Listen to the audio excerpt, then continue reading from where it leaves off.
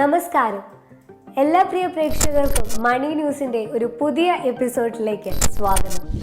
നിങ്ങൾ സ്കൈപ്പ് ഉപയോഗിച്ചിട്ടുണ്ടോ? ഒരു കാലത്ത് വീഡിയോ കോളിന്റെ പര്യായമായിരുന്ന സ്കൈപ്പ് ഇനി ഓർമ്മകളിലേക്ക് മായുകയാണ്. അതെ, നിങ്ങൾ കേട്ടത് ശരിയാണ്. ഈ വർഷം സ്കൈപ്പ് പൂട്ടാനൊരുങ്ങുകയാണ് എന്ന വാർത്തകളാണ് ഇപ്പോൾ പുറത്തു വരുന്നത്. എന്താണ് ഇതിന് പിന്നിലെ കാരണം? സ്കൈപ്പിന്റെ ചരിത്രം എന്താണ്? നമുക്ക് നോക്കാം. മൈക്രോസോഫ്റ്റ് ഉടമസ്ഥയിലുള്ള സ്കൈപ്പ് മെയ് മാസത്തോടെ പ്രവർത്തനം അവസാനിപ്പിക്കാൻ പോകുന്നു എന്നതാണ് പുതിയ റിപ്പോർട്ടുകൾ. ഒരു കാലത്ത് ലോകമെമ്പാടുമുള്ള ആളുകൾക്ക് പ്രിയപ്പെട്ട വീഡിയോ കോളിംഗ് ആപ്ലിക്കേഷൻ ആയിരുന്നു സ്കൈപ്പ്. എന്നാൽ കാലക്രമേണ ഇതിന് പ്രചാരം കുറഞ്ഞു വന്നു. എന്തുകൊണ്ടാണ് മൈക്രോസോഫ്റ്റ് സ്കൈപ്പ് നിർത്തലാക്കാൻ തീരുമാനിച്ചത് എന്ന് നോക്കാം. ടീംസിലേക്ക് ശ്രദ്ധ മാറ്റുന്നു. മൈക്രോസോഫ്റ്റ് ഇപ്പോൾ കൂടുതൽ ശ്രദ്ധ കേന്ദ്രീകരിച്ചിരിക്കുന്നത് അവരുടെ പുതിയ പ്ലാറ്റ്ഫോമായ ടീംസിലാണ്. ടീംസ് കൂടുതൽ ഫീച്ചറുകൾ ഉള്ളതും ബിസിനസ് ആവശ്യങ്ങൾക്കും വ്യക്തിഗത ആവശ്യങ്ങൾക്കും ഒരുപോലെ ഉപയോഗിക്കാൻ സാധിക്കുന്നതുമാണ്.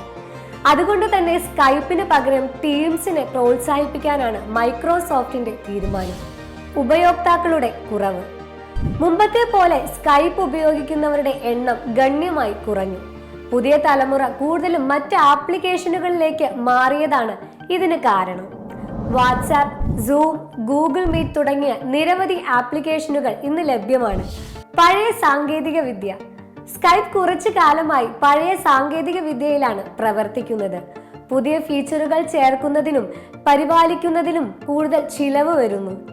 സ്കൈപ്പിന് ഒരു വലിയ ചരിത്രമുണ്ട്. 2003 സ്കൈപ്പ് ആദ്യമായി പുറത്തിറങ്ങുന്നത്. നിക്കോളാസ് സെൻസ്ട്രോം, ജാനസ് ഫ്രിസ് എന്നിവർ ചേർന്നാണ് ഇത് സ്ഥാപിച്ചത്. ലണ്ടൻ ആസ്ഥാനമായി തുടങ്ങിയ ഈ കമ്പനി വളരെ പെട്ടെന്ന് തന്നെ ലോക ശ്രദ്ധ നേടി. വിപ്ലവം സൃഷ്ടിച്ച വീഡിയോ കോളിംഗ്, ഇന്റർനെറ്റ് ഉപയോഗിച്ച് സൗജന്യമായി വീഡിയോ കോളുകളും വോയിസ് കോളുകളും ചെയ്യാം എന്നത് അന്നത്തെ കാലത്ത് ഒരു വിപ്ലവം തന്നെയായിരുന്നു. അതുവരെ ആളുകൾക്ക് ദൂരെയുള്ളവരുമായി സംസാരിക്കാൻ ടെലിഫോൺ കോളുകൾ മാത്രമാണ് ആശ്രയിക്കേണ്ടിയിരുന്നത്. സ്കൈപ്പ് വന്നതോടെ ലോകം കൂടുതൽ അടുത്തു വന്നു. മൈക്രോസോഫ്റ്റ് ഏറ്റെടുക്കുന്നു. 2011 മൈക്രോസോഫ്റ്റ് സ്കൈപ്പിനെ $8.5 ബില്യൺ ഏറ്റെടുത്തു. അതിനുശേഷവും സ്കൈപ്പ് ഏറെക്കാലം മുൻപോട്ട് പോയിരുന്നു. നിരവധി പുതിയ ഫീച്ചറുകളും മാറ്റങ്ങളും സ്കൈപ്പിൽ വന്നു. എങ്കിലും കാലക്രമേണ മറ്റ് ആപ്ലിക്കേഷനുകൾ കൂടുതൽ പ്രചാരം നേടുന്ന കാഴ്ചയാണ് നമ്മൾ കണ്ടത്. സ്കൈപ്പ് ഉപയോഗിക്കുന്നവർ ഇനി എന്ത് ചെയ്യണം എന്ന് നോക്കാം. ടീംസിലേക്ക് മാറുക. മൈക്രോസോഫ്റ്റിന്റെ ടീംസ് ഉപയോഗിക്കുന്നതാണ് ഏറ്റവും നല്ല ഓപ്ഷൻ. സ്കൈപ്പിൽ ലഭിക്കുന്ന മിക്കവാറും എല്ലാ ഫീച്ചറുകളും ടീംസിലുമുണ്ട്. കൂടാതെ കൂടുതൽ സൗകര്യങ്ങളും സുരക്ഷയും ടീംസിൽ ലഭിക്കും. മറ്റ് ആപ്ലിക്കേഷനുകൾ. ടീംസ് താല്പര്യമില്ലെങ്കിൽ വാട്സാപ്പ്, ഗൂഗിൾ മീറ്റ്, സൂം തുടങ്ങിയ മറ്റ് വീഡിയോ കോളിംഗ് ആപ്ലിക്കേഷനുകൾ ഉപയോഗിക്കാവുന്നതാണ്.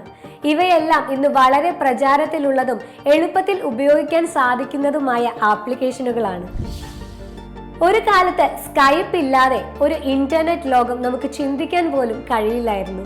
ദൂരദേശത്തുള്ള കൂട്ടുകാരെയും കുടുംബാംഗങ്ങളെയും വീഡിയോ കോളിലൂടെ കണ്ടതും സംസാരിച്ചതും സ്കൈപ്പിലൂടെയാണ്.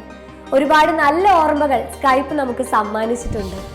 സാങ്കേതിക വിദ്യയുടെ ചരിത്രത്തിൽ സ്കൈപ്പിന് എപ്പോഴും ഒരു പ്രത്യേക സ്ഥാനമുണ്ടാകും. അങ്ങനെ ചരിത്രത്തിന്റെ ഭാഗമായി മാറുകയാണ് സ്കൈപ്പ്. മെയ് മാസത്തോടെ സ്കൈപ്പ് പൂർണ്ണമായും ഷട്ട് ഡൗൺ ചെയ്യുമെന്നാണ് റിപ്പോർട്ടുകൾ. എങ്കിലും മൈക്രോസോഫ്റ്റിന്റെ ഭാഗത്തു നിന്നുള്ള ഔദ്യോഗികമായ അറിയിപ്പിനായി നമുക്ക് കാത്തിരിക്കാം. ഈ വീഡിയോ നിങ്ങൾക്ക് ഉപകാരപ്രദമായി എന്ന് വിശ്വസിക്കുന്നു. കൂടുതൽ ഇൻഫോർമേറ്റീവായ വീഡിയോകൾക്കായി ഈ ചാനൽ ലൈക്ക് ചെയ്യാനും സബ്സ്ക്രൈബ് ചെയ്യാനും മറക്കല്ലേ. നന്ദി.